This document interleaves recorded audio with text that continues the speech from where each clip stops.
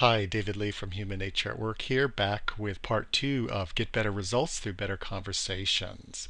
10 conversation wrecking mistakes to avoid and 10 best of tips for making your conversations generate better results and build better relationships.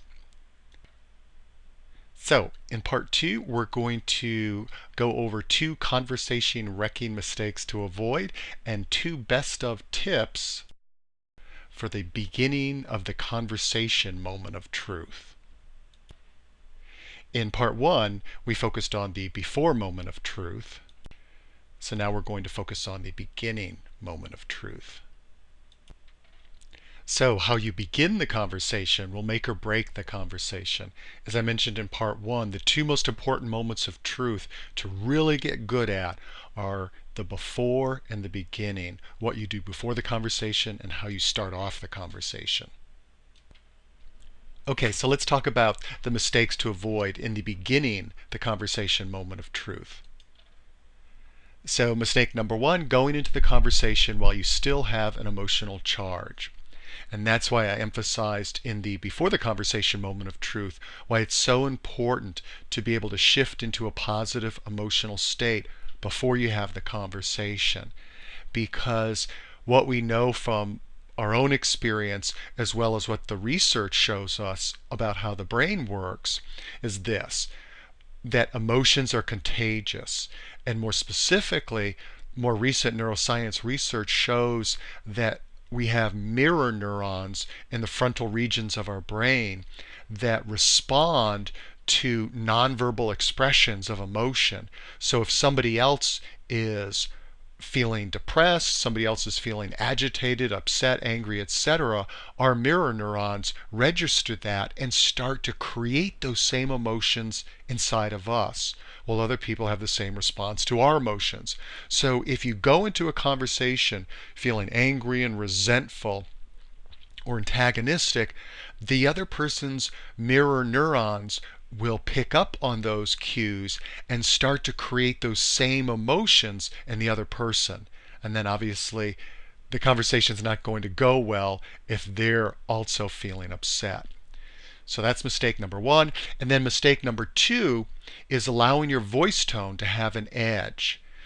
Have you ever noticed, maybe caught yourself doing this, or you notice other people, where if situation starts to become high pressure, let's say, and they start to have an edge in their voice, they go from talking in normal voice tones to saying things like, no, I don't think you were listening. What I was trying to say was, do you know what I'm saying? So that edge. Well, if we go into a conversation with an edge in our voice or a hardness or an antagonism in the tone of voice, that triggers the emotional processing center of the other person's brain, and it starts triggering negative emotions. You know that old truism, it's not what you say, it's how you say it. Well, it is what you say. That also affects, but how you say it, voice tone, directly impacts the emotional processing centers of the brain. So that's why one of the things that I try to do, even if I still am feeling upset about something, I haven't been able to eliminate the total negative emotional charge, I will still consciously have as moderate of a voice tone as I can create, as I can manage. Also, one of the recommendations I have related to voice tone is if you have a pretty hard to hear message, the content alone is hard for the person to hear, I try to soften the message by having a softer tone of voice, as opposed to piling on the intensity of the message with an intense voice tone. Okay, so let's move on to the tips section of the beginning moment of truth. So the 2 tips we're going to talk about are name the game and communicating your positive intention. Let me tell you a short story that illustrates both of these. A short while ago, I was doing a program on constructive conversations actually it was a group of clinical nurse leaders at a hospital. And when I asked them, what are some of the challenging conversations that you want to feel more comfortable having, want to feel more confident and be more effective at having? And so one of the participants said how she had a particular nurse that she had challenges with, because whenever this nurse clinical leader would bring up to the nurse about adverse events, I think was the term that they used. So actions that could potentially harm the nurse or the patient. So needle sticks would be an example. So when they're giving an injection to a patient, accidentally sticking themselves with a needle, or unsafe lifting practices, or other things that could also be potentially harmful for the patient, medication errors, etc. And she said, whenever I bring up these incidents and give her feedback, she instantly gets defensive. And even though I see this as a positive thing, it's not like she's getting in trouble. It's the whole goal is to help her stay safe and help the patient stay safe. She seems to think that she's being scolded or that she's in trouble, and it makes it really hard on me, hard on her, and it's just always a real unpleasant conversation to have. So I thought about this and said, here's what I'm thinking that would be good. And first, here are a couple of points, or guiding principles in this sort of situation. And the guiding principles, as you have here, are name the game and communicate your positive intention. And so here's how it would sound. So you might say something like this: hey Jenny, I wanted to talk with you about the adverse events conversation that we had recently.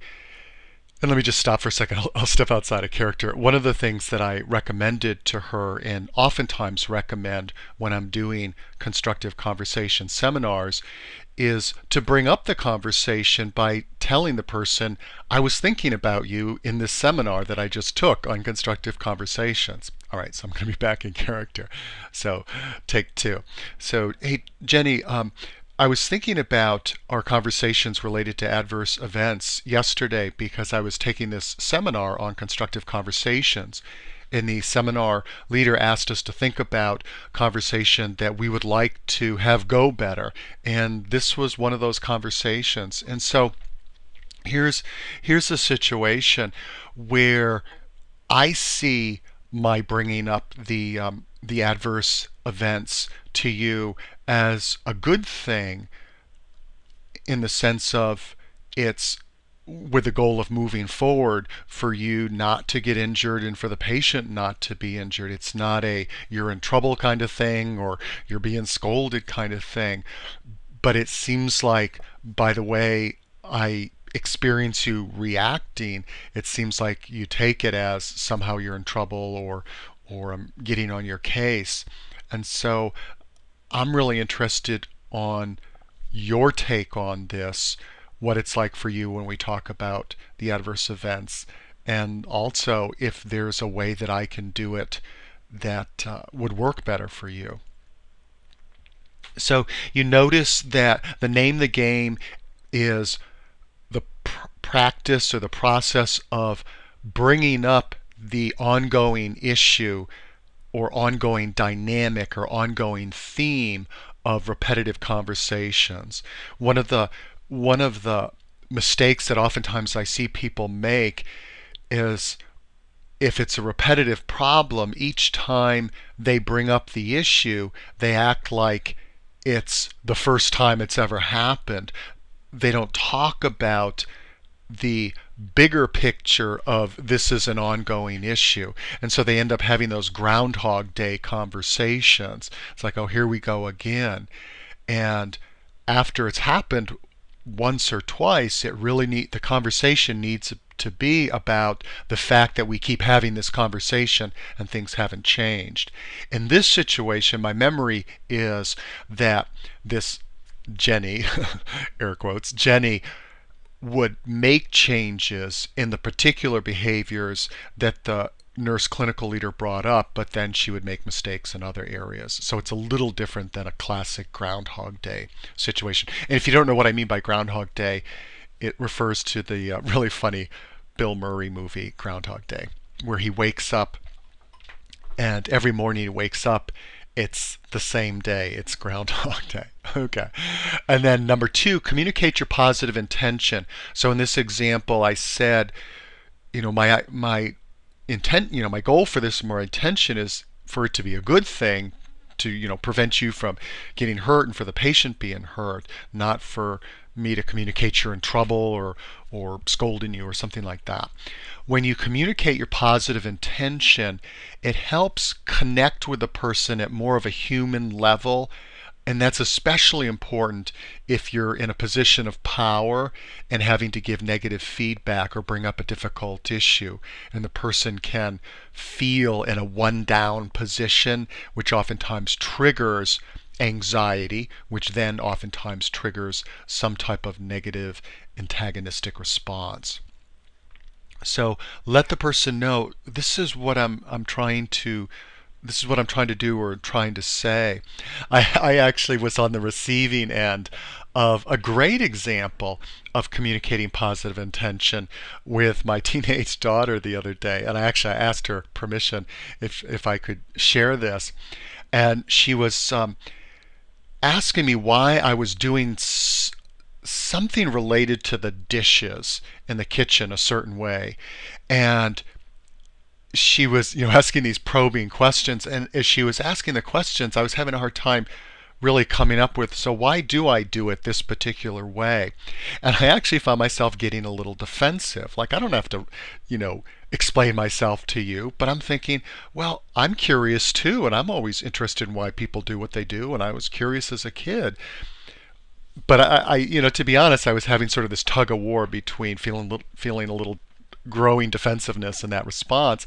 And then she said this. She said, I'm not asking you because I'm saying what you're doing is wrong. I'm just asking you because I'm curious as to why. I thought, rock on, kid. Way to go. Because notice what she did. She communicated what she wasn't trying to do. She wasn't trying to say I was doing something wrong. And then she communicated on what she was trying to do. So that's sort of a nuance and another version of communicating your positive intention, is also adding on to it, communicating that you don't have this particular negative intention. These two tips are incredibly powerful for starting off a conversation in a way that facilitates a productive result. And so when you communicate your positive intention, it helps prevent the other person from assuming negative intention, because if it is a difficult issue, then it's very possible the person will leap to conclusions.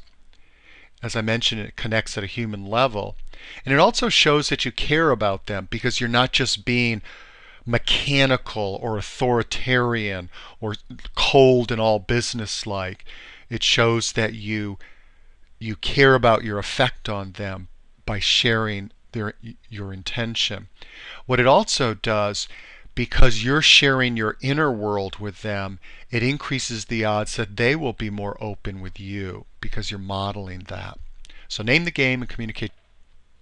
So those are the 2 mistakes to avoid and 2 best of tips for the beginning the conversation moment of truth. And again, there are a bunch more, and there's a particular system and protocol that I've developed that helps you chart your course, if you will. And also, when we get to the during and the after, which is part 3, the during, we'll talk about charting your course if the conversation goes bad. So, in part 3, as I just mentioned, we'll do the last 2 moments of truth. Navigating or facilitating the conversation, and then what to do when the conversation is over to keep the positive trajectory going. So again, as I mentioned in part 1, if you want to dive deeper into this material and get a head start, you can go to brtbc.com, Better Results Through Better Conversations. And then also at Human Nature at Work, 6 to 8 articles I have there on both constructive conversations and how to give feedback in a way that actually works.